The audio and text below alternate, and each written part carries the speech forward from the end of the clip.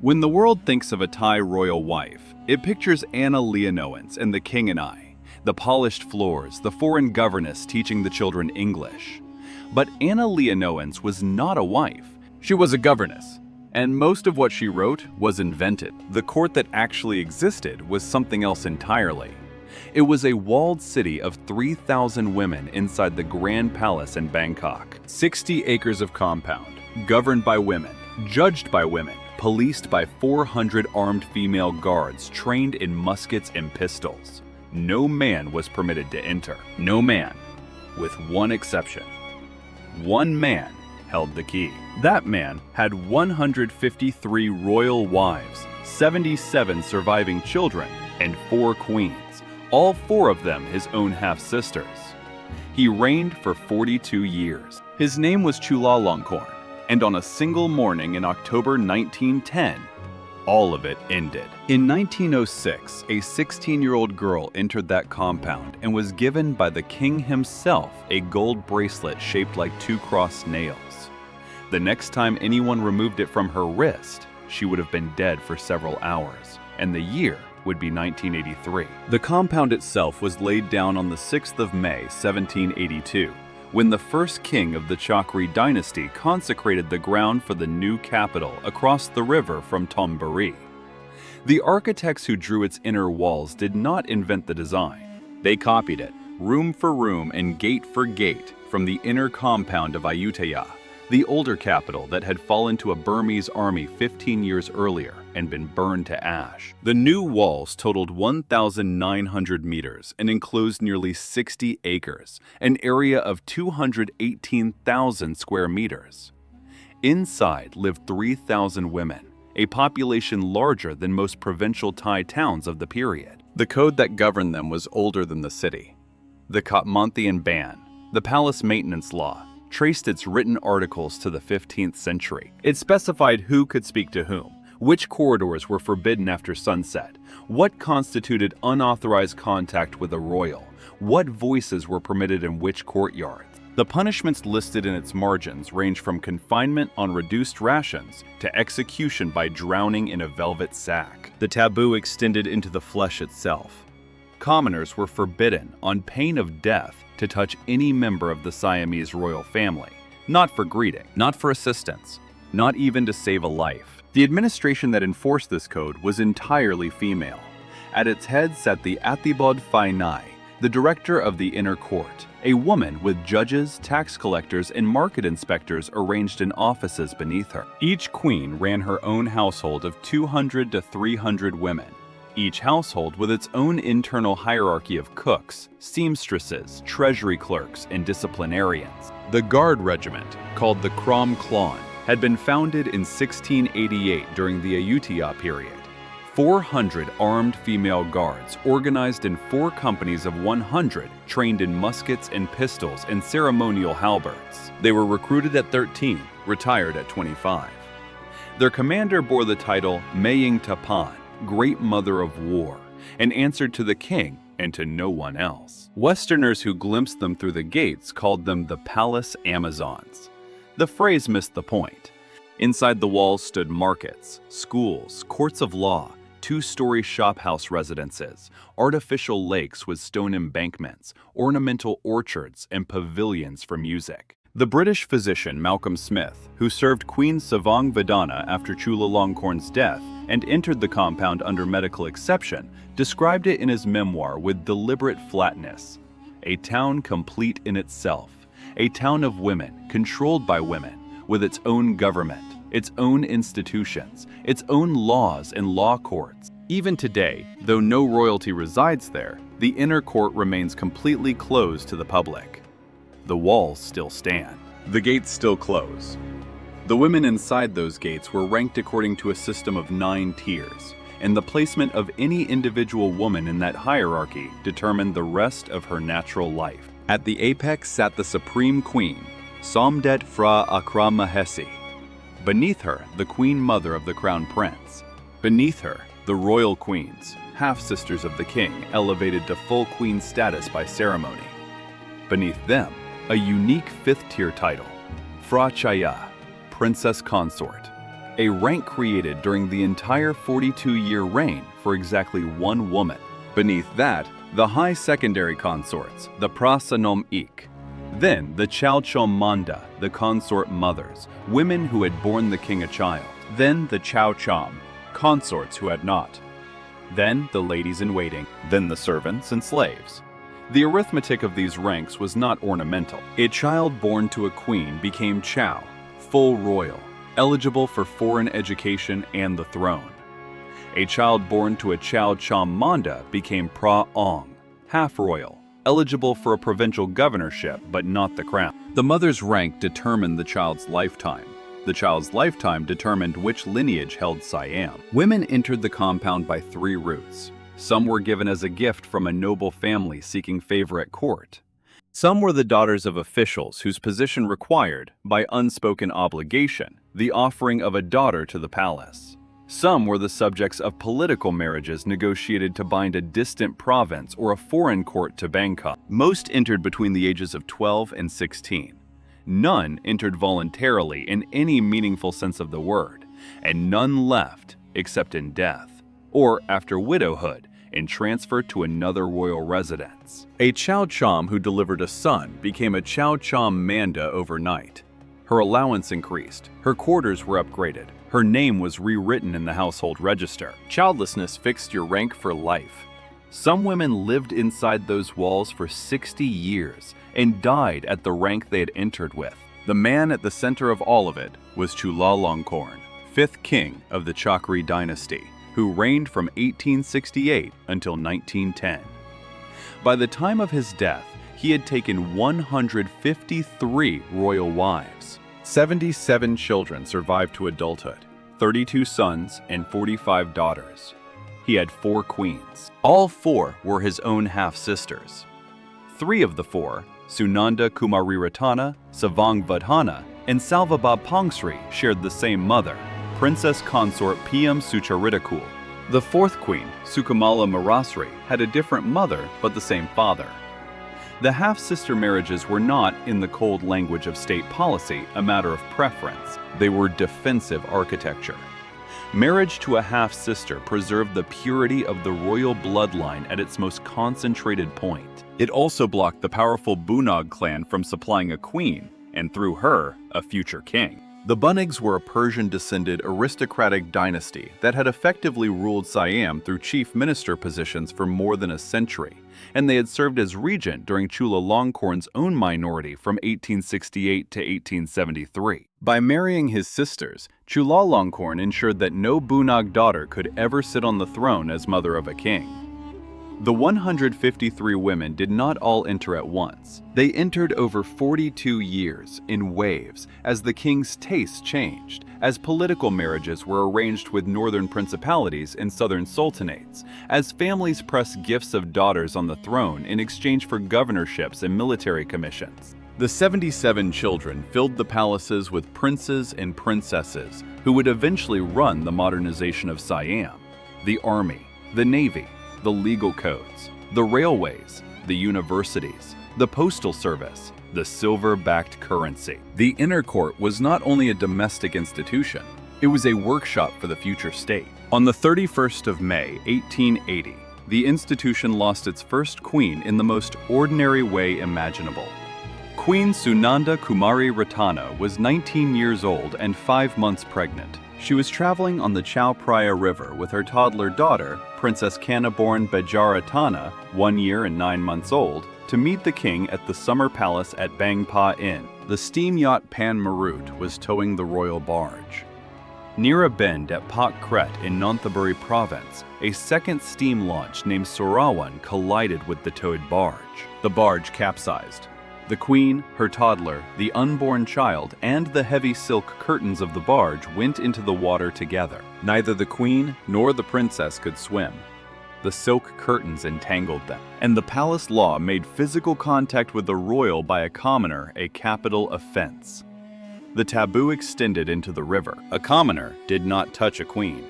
To do so was to die for it. Onlookers stood frozen on the bank and on the decks of nearby boats, extending bamboo poles, throwing floating timbers, calling out instructions. Historians disagree on whether boatmen ultimately entered the water and pulled bodies from it. What no one disputes is that hesitation killed her. She became known in the Chronicles as the Wrecked Queen. Chulalongkorn was kilometers upstream at Bang Pa-in when the message reached him. He did not bury her quickly. He had her embalmed body placed in golden urns and held it for 10 months. On the 15th of March, 1881, at 6 in the evening, he lit an 85-meter-tall funeral pyre at Sanam Luang with his own hand. The cost of the cremation was extraordinary, even by the standards of 19th-century Siamese royal funerals. The memorials he ordered for her broke pattern. A marble obelisk at Bang Pa-in, inscribed with poems he composed in Thai and in English. A second obelisk at the Saranrome Royal Garden in Bangkok, her favorite place during her short life. A statue at Nam Tok Flio National Park, and the Sunandandalaya building, designed by the Austrian architect Joachim Grassi, which became the first Western-style school building in Thailand. It was built explicitly because Sunanda had advocated during her 4 years as queen for the education of Thai women. Royal memorials in Siam had always been temples. This one was a school. She had drowned because no one was permitted to touch her. She was memorialized by a building where Thai girls would learn to read. 6 years after the drowning, in February of 1886, a 13-year-old girl arrived in Bangkok by elephant caravan from the north. Her name was Dara Razmi. She had been born on the 26th of August, 1873, in Chiang Mai, the daughter of King Inthawichayanon of the Lana Kingdom. At 9 years old, she had been betrothed to Chulalongkorn, and the betrothal had nothing to do with affection. In 1883, word had reached Bangkok that Queen Victoria wished to adopt her, and Bangkok read this as something very specific. The British had just conquered Upper Burma in 1885, and now occupied territory directly to Lana's west. A British adoption of a Lana princess was indistinguishable from a British claim on Lana itself.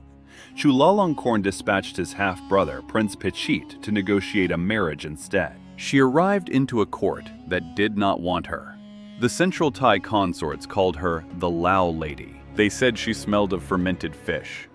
They mocked her Lana dialect, her unfamiliar dress, her long hair worn in the northern style rather than cropped short in the fashion of Bangkok. Her response was deliberate, total, and lifelong.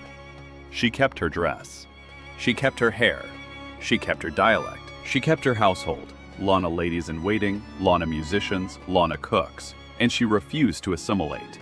She lived inside the inner court for 28 years as a visible foreigner by choice. In 1892, her only child, Princess Vimalnaka Nabisi, died at the age of 2. Dara Razmi destroyed every photograph of the child. On the 12th of February, 1908, Chulalongkorn created a new rank within the 9-tier hierarchy, Phra Chaya, Princess Consort, and he created it for one person. He created it for her. It is the only such title in the entire history of the Chakri dynasty. It positioned her between the queens and the high secondary consorts.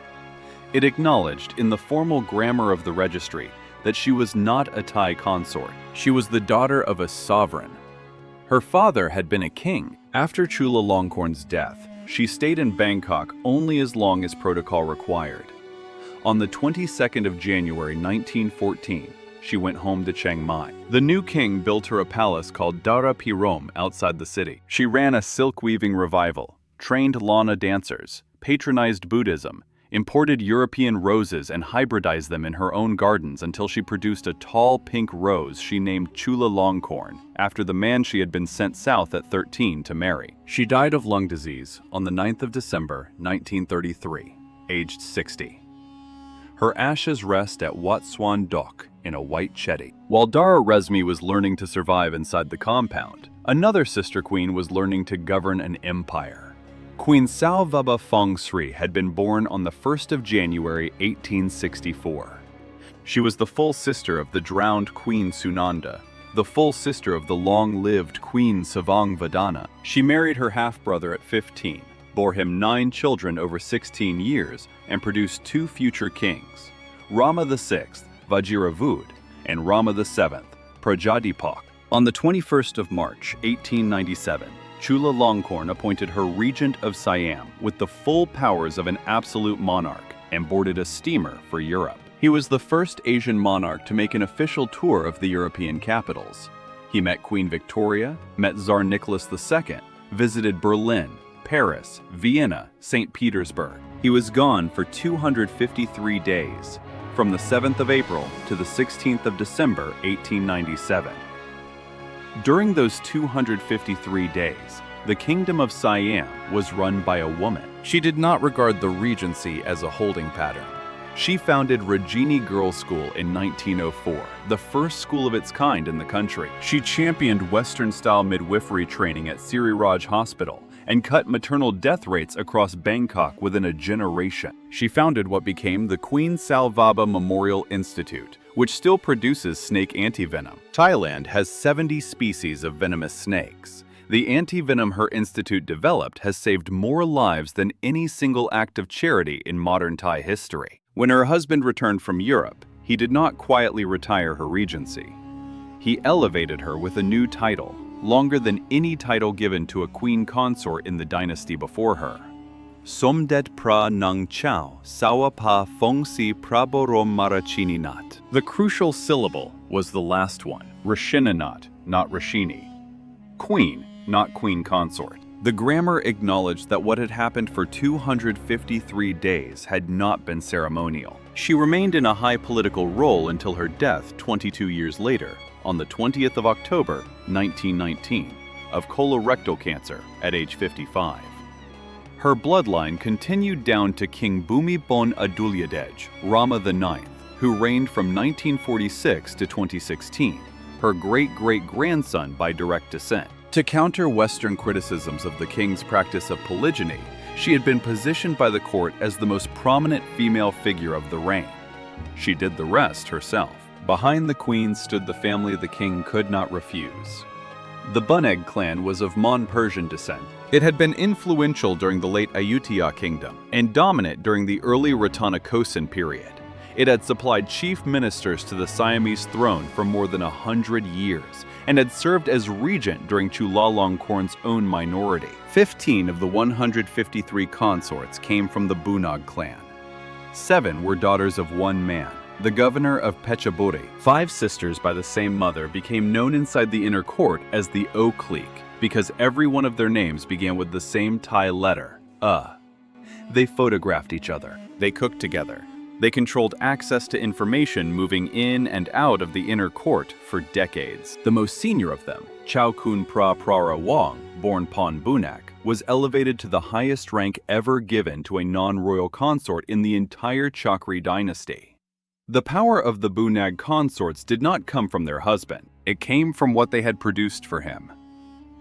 Mom Bunak was the mother of Admiral Prince Abakara, who founded the Royal Thai Navy and is still called its father. Talab Ketudat was the mother of Prince Rapi, who codified modern Thai law and is still called its father.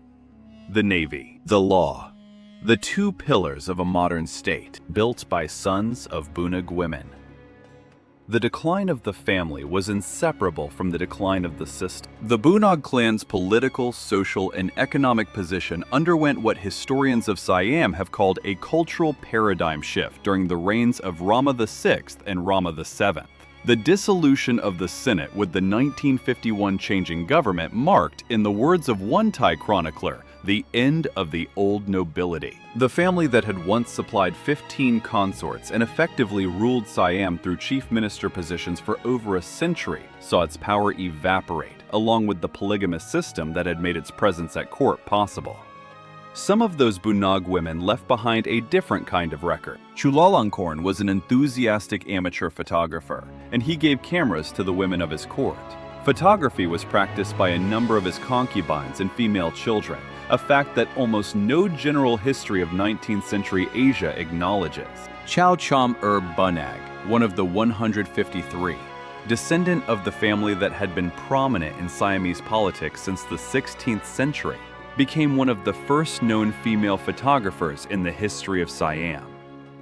They photographed each other in their daily life, cooking, embroidering, dressing for ceremonies, posing in the gardens of Amonmek Mansion, One of Erb's most famous images shows the king himself in everyday dress, bent over a wok in a palace kitchen. One photograph shows Dara Razmi posing with mirrors to display her long hair, the hair that signaled her ethnic distinction from the Siamese. Another shows her informal portrait in Chiang Mai, wearing a faison made from a Burmese court textile called luntaya. The visual archive they produced is the most important non-male photographic record of late 19th century Siam in existence. What looked from outside the walls like a harem was, in fact, a parallel government, a women's bureaucracy that the king of Siam needed in order to govern at all. The system was already dying while Chulalongkorn was still on the throne.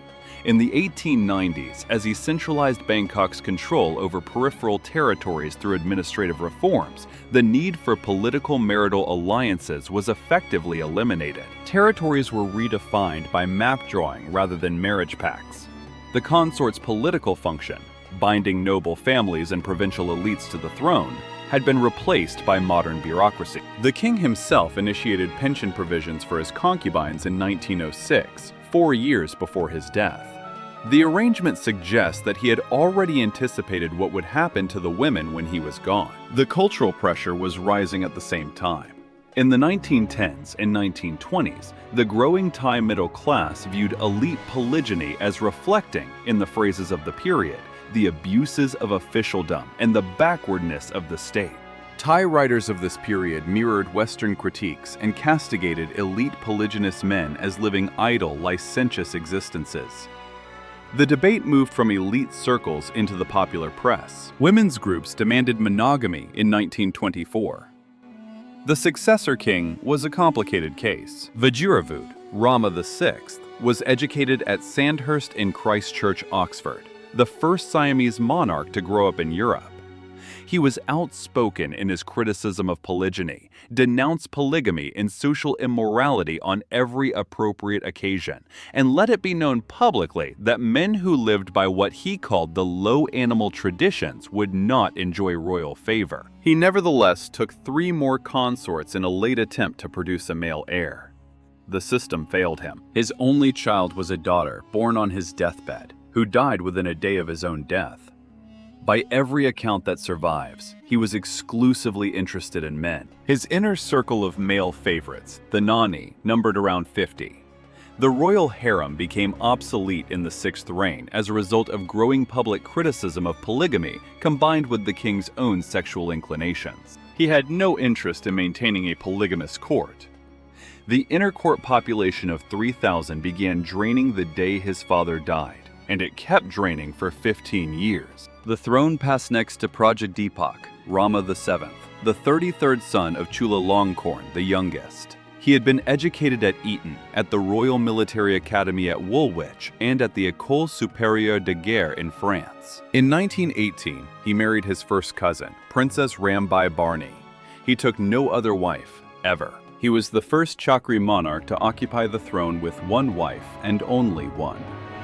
On the 24th of June 1932, a coalition of approximately 102 junior officers and Western-educated civilians, calling themselves the Kana Ratsadon, the People's Party, moved through Bangkok in the dark. They seized armored vehicles. They occupied the Ananta Samakom throne hall. At 6 in the morning, Colonel Praya Pahan Ponpayuhasena stood on a tank in the square in front of the throne hall and read aloud the manifesto drafted by the lawyer Preeti Benomyong, who had been educated at the Sorbonne. The manifesto denounced the king for filling his government with court relatives. The whole operation was over before breakfast. No shot was fired. 150 years of absolute Chakri monarchy ended bloodlessly between dawn and 7 in the morning. Prajadeepak was at Klay Kangwan Palace in Hua Hin when the news reached him. He accepted the terms. A temporary constitution was promulgated 3 days later. The permanent constitution followed on the 10th of December 1932. The revolution ended Siam's centuries-long absolute monarchy under the Chakri dynasty and resulted in a bloodless transition into a constitutional monarchy.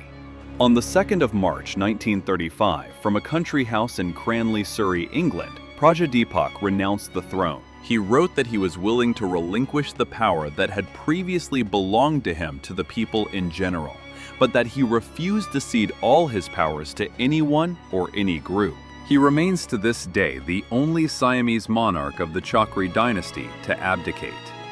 He died of heart failure on the 30th of May 1941 at Vane Court in Biddenden, Kent, age 47. Queen Rambai Barney carried his ashes home to Siam in 1949 and lived another 35 years. 7 months after his abdication, on the 1st of October 1935, Book 5 of the new Civil and Commercial Code took effect.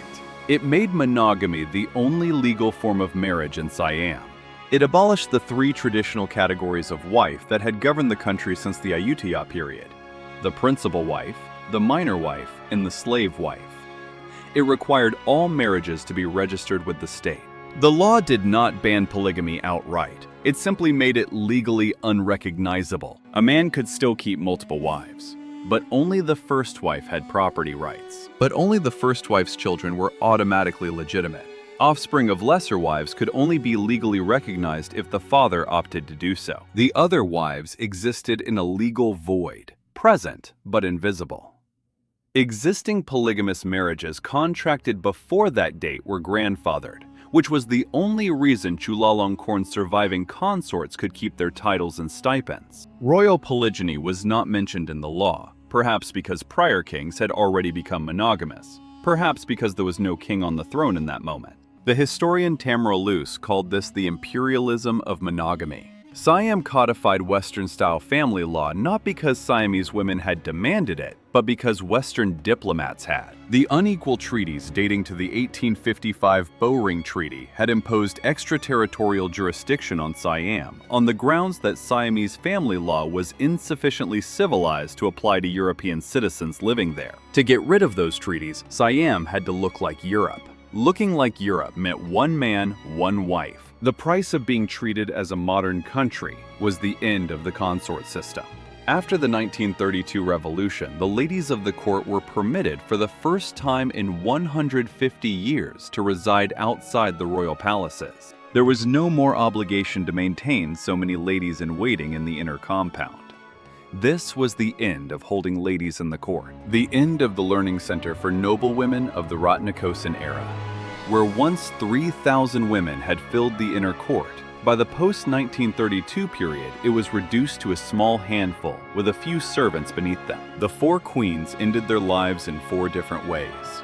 Queen Sukumala Marasri, the 4th queen, the one with a different mother, lived until the 9th of July 1927, dying at age 66 at the Bangkok Palace, having outlived Chulalongkorn by 17 years. Queen Salvaba Phongsri, the regent, died on the 20th of October 1919, age 55, having outlived her husband by 9 years. Queen Sunanda Kumari Ratana had been gone since 1880, the river having claimed her at 19. Queen Savang Vadana lived the longest of the 4. She survived until the 17th of December 1955, aged 93. She outlived her husband by 45 years. She witnessed the 1932 revolution, the abolition of the polygamous system she had once been part of, the abdication of one king, the rise of another, and lived through 6 reigns. Her ashes are interred in the Royal Cemetery at Wat Ratchabopit in Bangkok. A residence of hers can still be seen at the Bang Pa Inn Royal Palace. Today, the cemetery at Wat Ratchabopit contains 4 prominent white buildings, each dedicated to one of King Chulalongkorn's 4 principal wives. In April of 1906, a 16-year-old girl named Sadap Ladawan entered the inner court as Chulalongkorn's consort. She was the great-granddaughter of a king from 3 reigns earlier, which placed her in the Thai system of descending royal titles at the rank of Mam Rajawang. She had been at court as a lady-in-waiting since the age of 11, and had a singing voice that the king himself remarked on in his writing. He was 53 years old, in the 37th year of his reign. He placed on her wrist a bracelet he had commissioned for her personally. It was made of 4 baht of Bang Saffron gold, shaped like 2 cross nails, an unusual and almost industrial design. It was inscribed in his own handwriting with verses he had written about constancy. He called it the Calmless. For a separate poem about her singing voice, he wrote a single line that survived him. "O sweet-voiced one, She was promoted to High Secondary Consort at age 17, the youngest woman ever given that rank in the 5th reign, and the last person who would ever hold it in the history of the Chakri dynasty. In October of 1910, Chulalongkorn died. Sadap was 20 years old. She tried to take her own life by drinking photo-developing fluid. The royal physician saved her. When she recovered, she returned to Queen Salvaba every piece of jewelry the king had ever given her, except the bracelet. She did this, she explained, so that no one could ever say she had worn his gifts on any other man. She vowed perpetual widowhood. She kept the bracelet on her wrist.